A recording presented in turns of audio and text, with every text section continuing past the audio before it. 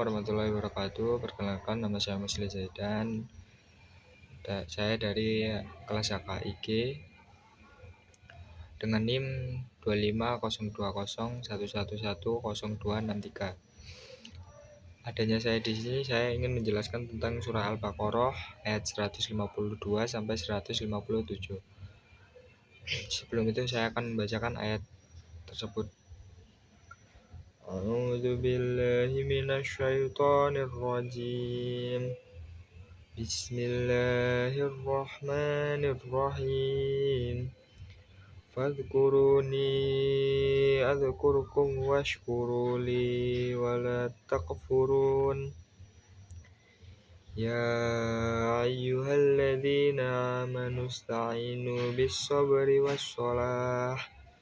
Innallaha ma'as-sabirin. Wala taqulu liman yuqtalu fi sabilillahi amwat bal ahya'u walakin la tash'urun. Walanabluwannakum bisyai'im minal khawfi wal ju'i wan naqsim minal amwali wal anfusi was samarah wa basyiris sabirin alladzi idza asabathum musibah qalu inna lillahi wa inna ilaihi raji'un. Ulaika alaihim salawatum mir rabbihim wa rahmah wa ulaika humul muhtadun. Shadaqallahul adzim. Ya, dari ayat-ayat tersebut terdapat arti, yaitu dari ayat 152, Fadhkuruni adzkurkum washkuruli wala takfurun, yang artinya maka ingatlah kepadaku, aku pun akan ingat kepadamu. Bersyukurlah kepadaku dan janganlah kamu ingkar kepadaku. Jadi ayat tersebut menjelaskan tentang perintah untuk selalu mengingat Allah dan selalu bersyukur. Ayat ini perintah langsung dari Allah untuk senantiasa mengingatnya dan selalu bersyukur atas nikmat yang telah diberikan kepada kita atau umat-umat Islam. Mengingat Allah bisa dilakukan dengan berbagai cara, yaitu sholat, membaca Al-Quran, lalu berzikir, lalu mengingat ciptaannya. Sebagai balasannya, Allah menjanjikan akan selalu mengingat hambanya dan memberikan pahala, lalu pertolongan dan kebahagiaan di dunia dan akhirat. Dan bersyukur bisa dilakukan dengan menaati perintah Allah dan tidak menggunakan nikmatnya untuk melakukan maksiat. Lalu ayat 153, Ya ayyuhalladzina amanu ista'inu bis-sabri was-shalah. Innallaha ma'as-sabirin. Dan artinya, wahai orang-orang yang beriman, mohonlah pertolongan kepada Allah dengan sabar dan sholat. Sungguh Allah berserta orang-orang yang sabar. Jadi ayat tersebut memohon pertolongan dan sabar lalu sholat. Ayat ini memberikan petunjuk bagi orang-orang yang beriman untuk menghadapi segala kesulitan atau cobaan dengan sabar dan sholat. Sabar ialah menahan diri dari keluh kesah dan tetap berusaha mencari solusi yang terbaik untuk menyelesaikan masalah atau cobaan tersebut. Lalu dan dengan sholat agar kita mendekatkan diri kepada Allah dan meminta pertolongan kepadanya. Sungguh Allah akan menjanjikan selalu bersama orang-orang yang sabar, memberikan kekuatan dan kemudahan dalam menghadapi cobaan tersebut.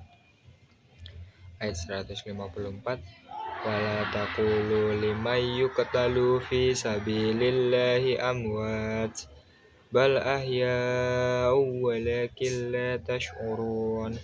yang artinya, dan janganlah kamu mengatakan orang-orang yang terbunuh di jalan Allah mereka telah mati, sebenarnya mereka hidup, tetapi kamu tidak menyadarinya.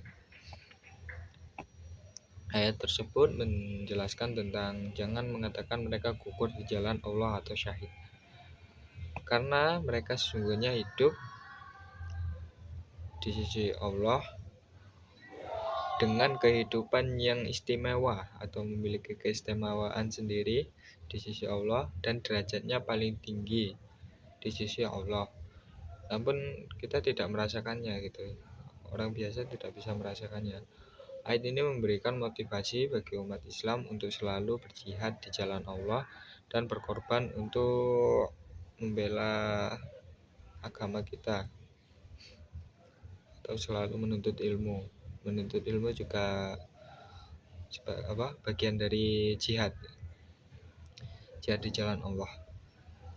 Lalu ayat 155, وَلَنَبْلُوَنَّكُمْ بِشَيْءٍ مِّنَ الْخَوْفِ وَالْجُوعِ وَالنَّقْصٍ مِّنَ الْأَمْوَالِ وَالْأَنفُسِ وَالثَّمَرَاتِ وَبَشِّرِ الصَّابِرِينَ, yang artinya, dan kami pasti akan menguji kamu dengan sedikit kekuatan, kelaparan, kekurangan harta, jiwa, dan buah-buahan, dan sampaikanlah kabar gembira kepada orang-orang yang sabar.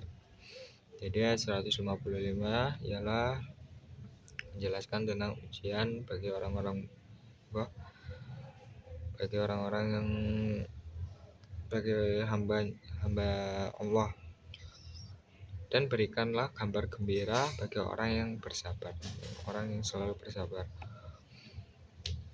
Ayat ini menjelaskan bahwa Allah akan menguji setiap hambanya dengan berbagai cobaan dan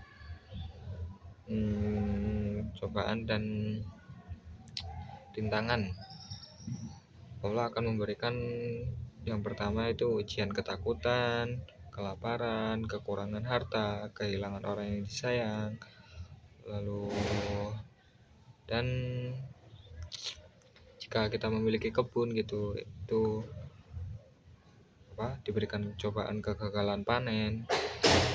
Tetapi Allah akan menjanjikan kabar yang sangat gembira kepada orang-orang yang selalu bersabar.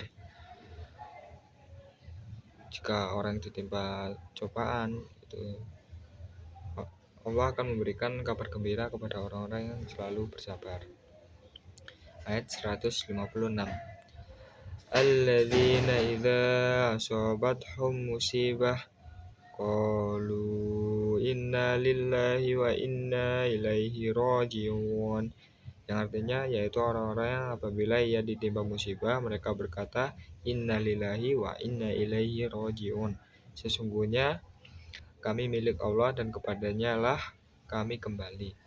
Jadi ayat tersebut menjelaskan apabila kita ditimpa musibah hendaklah kita mengucapkan innalillahi wa inna ilaihi raji'un, karena segala sesuatu yang milik kita atau berhubungan dengan kita itu segalanya hanya milik Allah.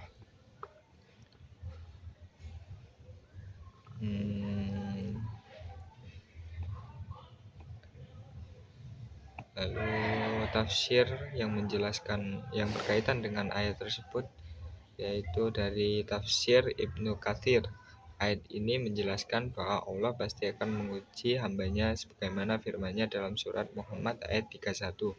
Ujian ini bisa berupa kesenangan atau kesusahan, ketakutan ataupun kelaparan.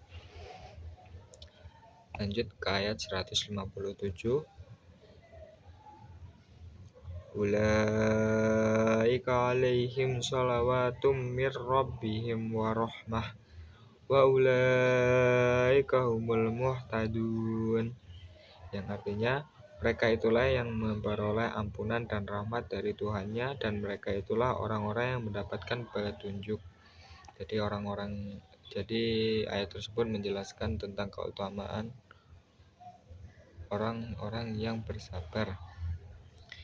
Ayat ini menegaskan bahwa orang-orang yang sabar akan mendapatkan keberkatan, sholawat, dan rahmat dari Allah, serta mereka adalah orang-orang yang mendapat petunjuk. Mereka akan diampuni dosa-dosanya dan dilimpahi nikmat yang tiada tara. Asbabun nuzulnya, meskipun tidak ada riwayat yang secara spesifik menyebutkan asbabun nuzul untuk keseluruhan ayat 152 sampai 157, ada beberapa riwayat yang berkaitan dengan ayat tersebut. Seperti ayat 154 tentang orang-orang yang gugur di jalan Allah, diriwayatkan oleh kaum muslimin, diriwayatkan bahwa ketika kaum muslimin banyak yang gugur dalam peperangan, itu bagaimana orang merasa sedih dan khawatir akan nasib mereka, maka turunlah ayat ini dan untuk menghibur dan memberikan keyakinan bahwa mereka yang gugur di jalan Allah sebenarnya hidup mendapatkan kemuliaan di sisinya. Ya, mungkin itu saja yang bisa saya jelaskan. Jika ada salah dalam menjelaskan atau pengertiannya, mohon diintrospeksi lagi.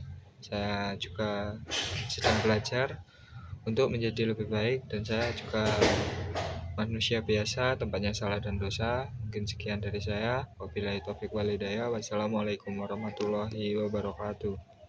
Terima kasih semua.